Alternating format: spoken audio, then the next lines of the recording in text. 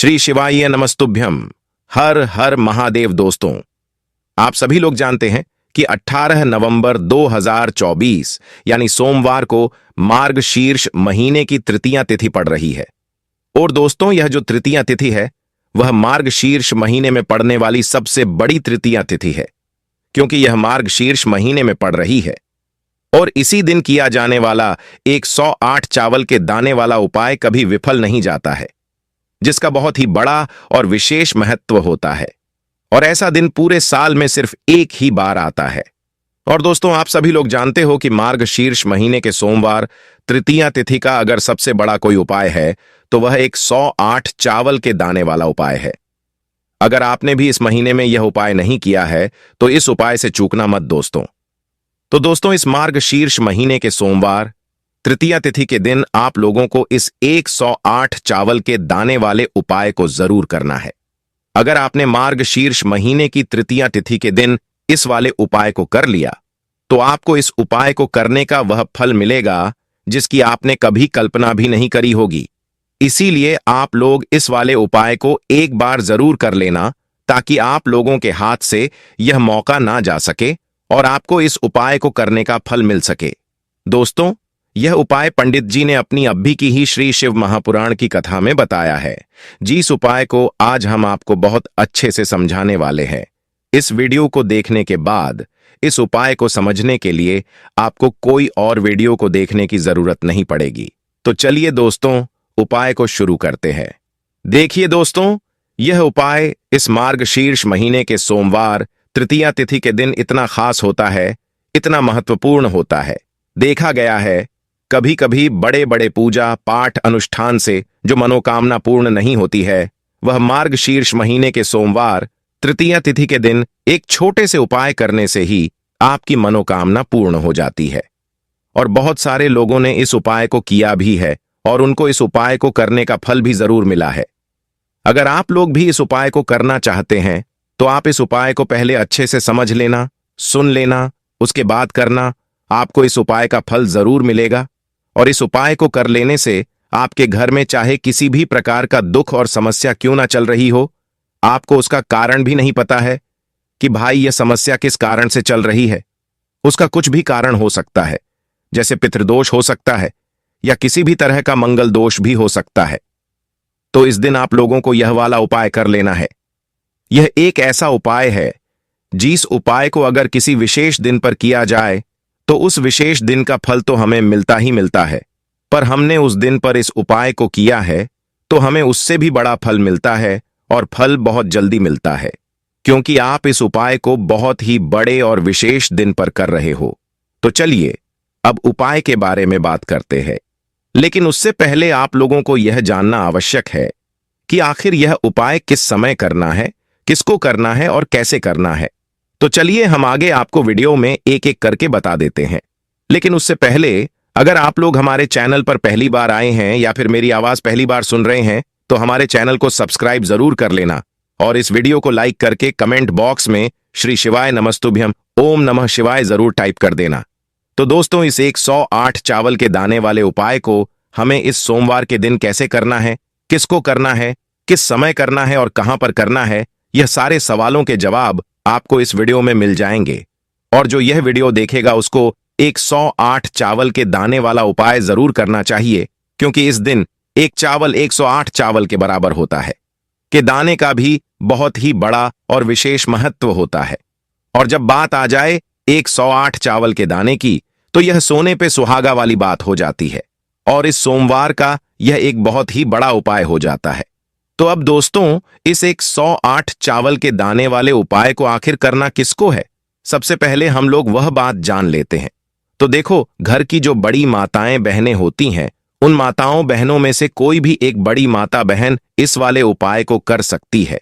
और दोस्तों, अगर आप चाहें तो अपने घर में से सभी सदस्यों को भी इस उपाय को करवा सकते हैं। अगर किसी व्यक्ति की खुद की कोई मनोकामना है, खुद की कोई दुख और परेशानी है जो कि वह अपने लिए ही इस वाले उपाय को करना चाहता है, तो वह खुद अपने लिए भी कर सकता है। बाकी अगर घर में से कोई ऐसा है जो कि अपने पूरे घर परिवार की सुख और शांति के लिए यह वाला उपाय करना चाहता है, तो भाई वह भी कर सकता है। उसमें कोई भी दिक्कत वाली बात नहीं है।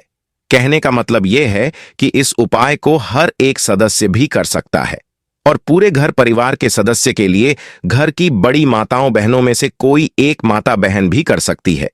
माताएं बहनें अगर घर में उपस्थित ना हो या वह यह वाला उपाय ना कर पा रही हो, तो फिर घर का कोई बड़ा सदस्य भी इस 108 चावल के दाने वाले उपाय को कर सकता है। चाहे फिर वह पुरुष ही क्यों ना हो, उसमें कोई भी दिक्कत वाली बात नहीं है। अब दोस्तों, इस 108 चावल के दाने वाले उपाय को हमें कहां पर करना है? बहुत सारे लोग हर एक उपाय को करते समय एक प्रश्न करते हैं कि इस वाले उपाय को हमें घर पर करना है या फिर मंदिर में जाकर करना है। तो इस वाले उपाय को आप घर पर नहीं कर सकते हो। इस वाले उपाय को करने के लिए आपको शिवजी के मंदिर ही जाना पड़ेगा। उसके बाद में दोस्तों, इस उपाय को लेकर जो अगला प्रश्न निकल कर आता है वह यह आता है कि आखिर इस उपाय को हमें किस समय करना है? सुबह के समय करना है कि शाम के समय करना है? तो देखो, इस वाले उपाय को आप लोग सुबह के समय भी कर सकते हो और शाम के समय प्रदोष काल में भी कर सकते हो। अब अगर आप पूछो कि भाई इस 108 चावल के दाने वाले उपाय को करने का सबसे उत्तम समय कौन सा रहेगा, तो हम आपसे बस यही कहेंगे कि इस उपाय को आप सुबह के समय करेंगे तो ज्यादा बेहतर होगा। बाकी अगर प्रदोष काल शाम के समय भी करेंगे तो भी अच्छा होगा, उसमें कोई भी दिक्कत वाली बात नहीं है। तो अब दोस्तों, जो अगली सबसे बड़ी और महत्वपूर्ण बात आती है वह यह आती है कि सुबह अगर हम उपाय को करेंगे तो हमें कितने बजे से लेकर कितने बजे तक के बीच में करना है, और शाम के समय प्रदोष काल में करेंगे तो हमें कितने बजे से लेकर कितने बजे के बीच में करना है। तो देखो, सुबह जितनी जल्दी हो सके आप उपाय को करने की कोशिश करना। बाकी अगर किसी कारणवश लेट भी हो जाओ, थोड़ी देर भी हो जाए, तो 10 या 11 बजे तक भी आप उपाय कर लेना, पर 12 बजे से ज्यादा देरी ना हो, इस बात का ध्यान रखना। उसके बाद में दोस्तों, अगर शाम के समय प्रदोष काल की बात करें, प्रदोष काल का जो समय होता है वह शाम के 6 बजे से शुरू हो जाता है।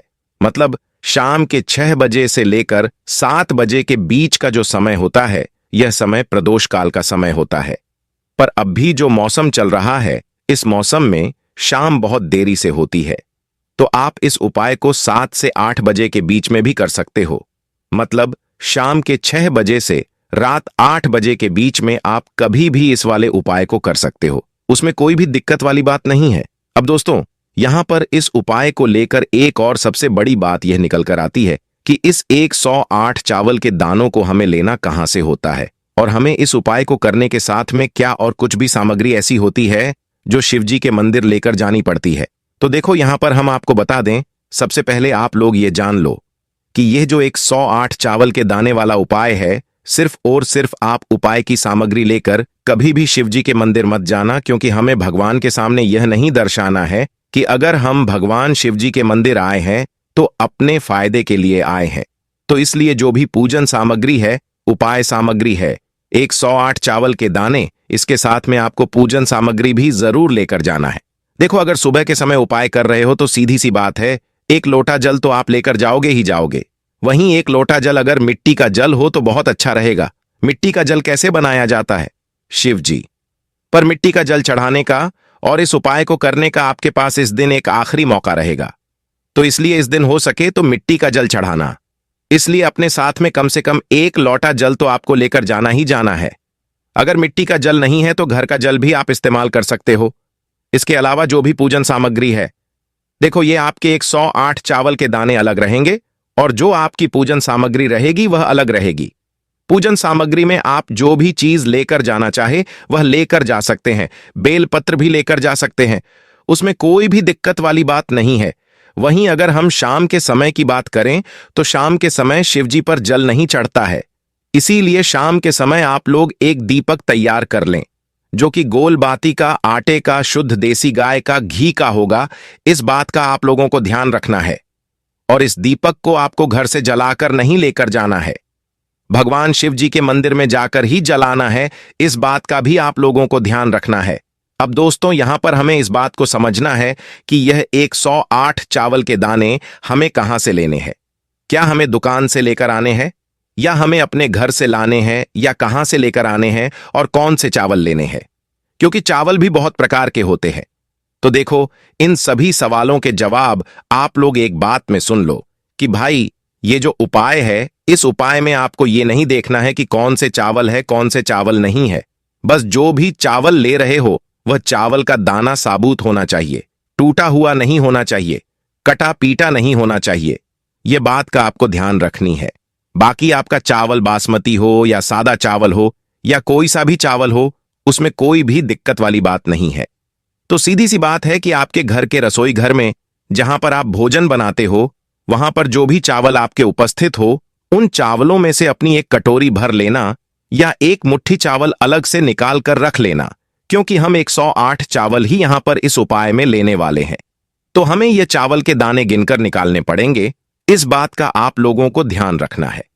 तो अपने उस चावल की कटोरी में से या चावल में से 108 ऐसे चावल के दाने आप लोग निकाल लो जो कि टूटे हुए ना हो, कटे पीटे ना हो, जिनमें कोई दाग ना लगा हुआ हो।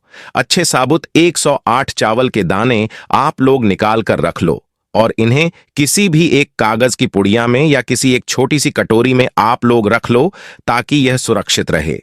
आपके एक भी चावल का दाना इधर उधर ना हो और आपका उपाय भी पूरा अच्छे से हो जाए।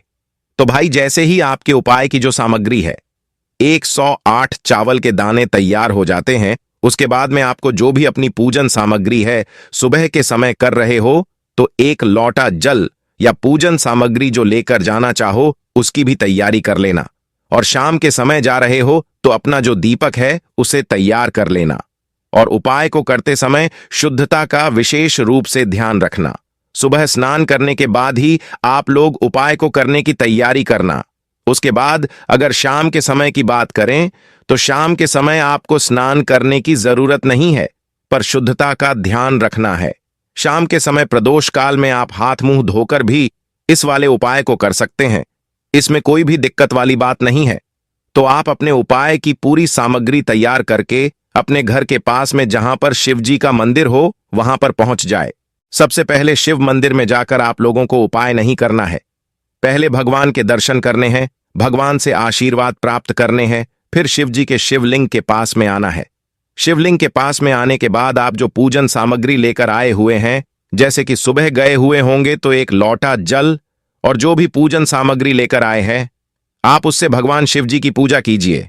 सबसे पहले तो एक लौटा जल ही चढ़ेगा। फिर आपको एक बेलपत्र श्री शिवाय नमस्तुभ्यम का जाप करते हुए शिवलिंग पर चढ़ा देना है।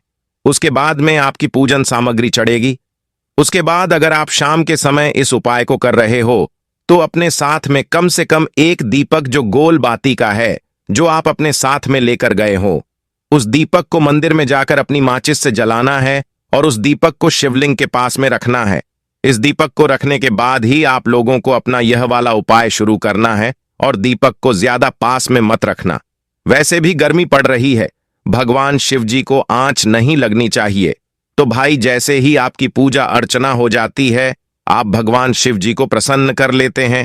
उसके बाद में शिवलिंग के पास ही में आप कहीं पर बैठ जाइए। सामने या आसपास जिस जगह पर आपको बैठना हो वहां पर बैठ जाइए और अपने वह 108 चावल के दाने अपने सामने निकाल कर रख लीजिए, क्योंकि अब यहां पर आपको उपाय को करने की तैयारी करनी है। और इस तरीके से जब आप उपाय करेंगे, पूजा अर्चना करने के बाद, तो आपको उपाय का फल बहुत जल्दी और बहुत बड़ा मिलेगा। तो अपने 108 चावल के दाने आप सामने निकाल कर रख लेना। और यह जो उपाय है यह आपकी सीधे हाथ की हथेली से होगा, इसलिए इस बात का भी विशेष रूप से ध्यान रखना है। तो सीधे हाथ की हथेली का प्रयोग करके ही आप लोग इस वाले उपाय को करना। आपके सामने जो भी कागज की पुड़िया है उसको खोल कर रख लो, या कटोरी है तो उसे अपने सामने रख लो और अपने वह 108 चावल के दाने निकाल लो। उसके बाद में दोस्तों, अब शिवलिंग आपके सामने होगी, तो आपको वह 108 चावल के दाने एक एक करके आपको शिवजी के शिवलिंग के ऊपर चढ़ाना है।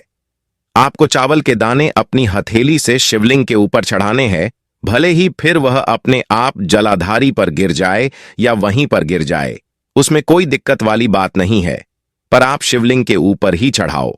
तो आपको क्या करना है, आपको अपना पहला चावल का दाना उठाना है, श्री शिवाय नमस्तुभ्यम बोलना है और शिवलिंग पर चढ़ा देना है। इसी तरीके से दूसरा चावल का दाना उठाना है, श्री शिवाय नमस्तुभ्यम बोलना है और शिवलिंग पर चढ़ा देना है। और फिर तीसरा चावल का दाना उठाना है, श्री शिवाय नमस्तुभ्यम बोलना है और शिवलिंग पर चढ़ा देना है। इसी प्रकार से आपको पूरे 108 चावल के दाने एक एक करके शिवजी के शिवलिंग के ऊपर चढ़ाने हैं और हर एक चावल के दाने को चढ़ाते समय श्री शिवाय नमस्तुभ्यम जरूर बोलना है। उसके बाद में ही यह चावल का दाना आपको शिवलिंग के ऊपर चढ़ाना है। जैसे ही आपके 108 चावल के दाने शिवलिंग के ऊपर चढ़ जाते हैं, उसके बाद में आपको भगवान से अपनी मनोकामना बोलनी है। मनोकामना भी कब बोलनी है?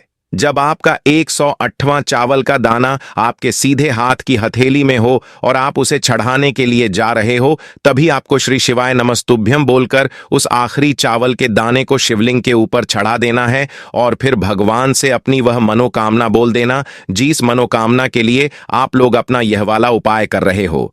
जिस भी दुख और परेशानी के लिए आप लोग अपना यह वाला उपाय कर रहे हो, उसके बाद में जैसे ही आप अपनी मनोकामना बोल देते हो, आपका यह वाला उपाय पूरा हो जाता है। पर दोस्तों, उपाय को करने के बाद आप लोगों को 2 मिनट भगवान शिव जी के मंत्र का जाप जरूर करना है और मंत्र का जाप करने के बाद भगवान से एक और बार अपनी मनोकामना के लिए या अपने जो भी दुख और परेशानी है उसके लिए प्रार्थना करनी है।